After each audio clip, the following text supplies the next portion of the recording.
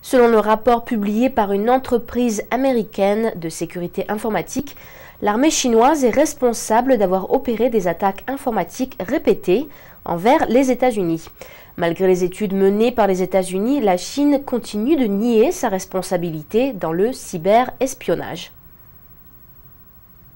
Une unité militaire chinoise a été accusée de cyberespionnage dans un rapport publié ce 19 février par l'entreprise américaine de sécurité informatique Mandiant.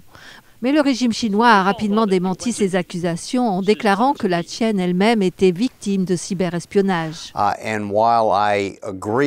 Je suis d'accord que la Chine est une victime de piraterie par d'autres États, par des gens à l'intérieur de la Chine, mais les niveaux de complexité et d'organisation de ces efforts d'espionnage informatique ne peuvent être attribués qu'à une seule nation et dans ce cas-là, c'est la Chine.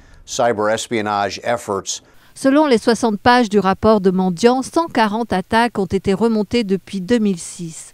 90% d'entre elles pointent vers le district de Pudong, dans la ville de Shanghai, près d'un immeuble de bureaux de 12 étages.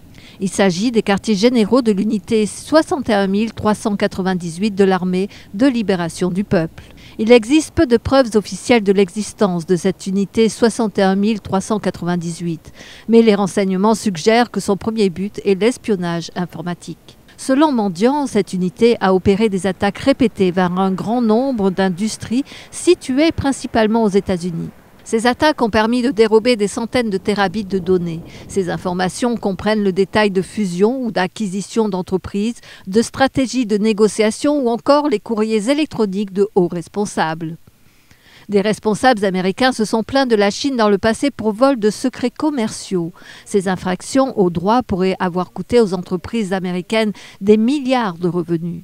La question de se confronter ou pas à la Chine sur la question du non-respect du système américain est un problème diplomatique délicat.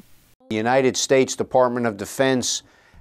département de la Défense des États-Unis a fait une déclaration très générale qu'une attaque informatique est considérée comme un acte de guerre, mais ils ont été très attentifs de ne pas définir clairement ce qu'est une attaque informatique.